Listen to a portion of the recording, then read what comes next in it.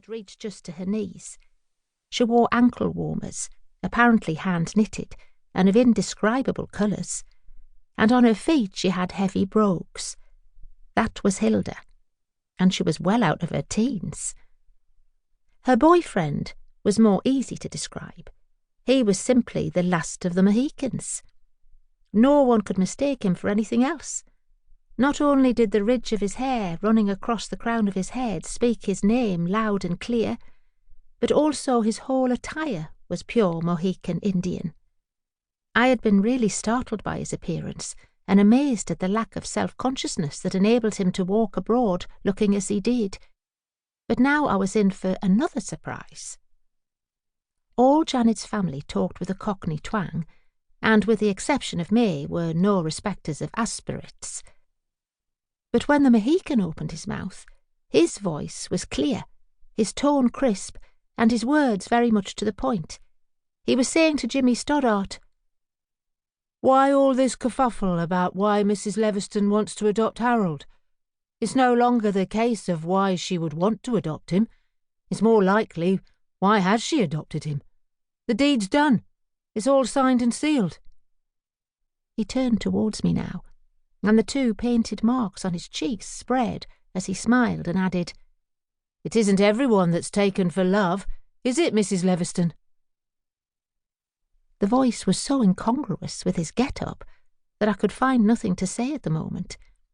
But it would have been cut off anyway, for Jimmy Stoddart had risen to his feet, and with arm outstretched and finger pointing, he was crying, "Who's asking you to butt in, you weirdy git? This is a family affair, and what my son does is no—" "That's another point, isn't it, Mr. Stoddart? He's no longer your son. You signed him away this morning." The Mohican's voice was quiet and cool.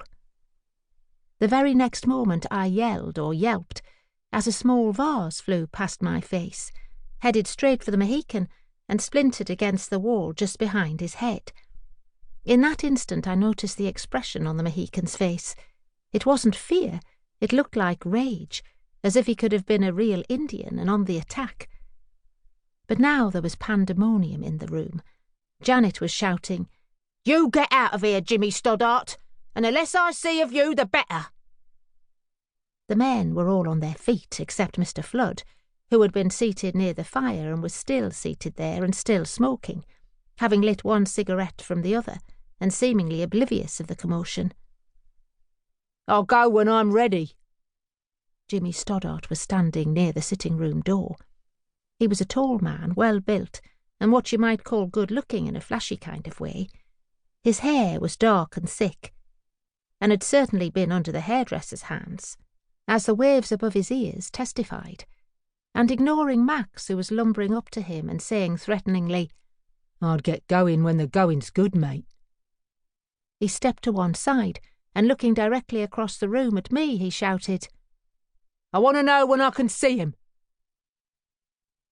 "You never bothered seeing him much before." It was the bedecked Hilda now speaking for the first time since I'd come into the room, and her voice, unlike her boyfriend's, had certainly no refinement in it.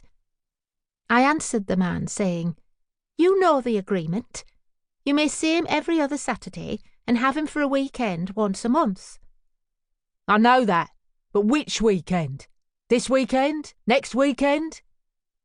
Let it be the last weekend in the months." He made no comment on this, but stood still for a moment, and as he looked at me I was reminded of my first husband, Howard Stickle, who was now serving a 12-year sentence for having tried to kill me by burning me to death. In the attempt, he was successful only in burning my husband, and so bringing him to a premature death, burning the fingers off my stepfather, and horribly disfiguring the daughter of his second wife.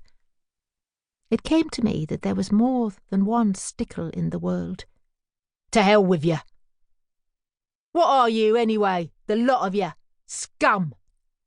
There was a surge towards the figure going out, but Janet blocked the way, her voice rising above the melee as she cried, "Stop it!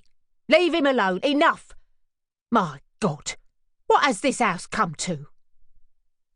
Then pushing Rodney and Billy aside, she made her way towards me, and her face was crumpled.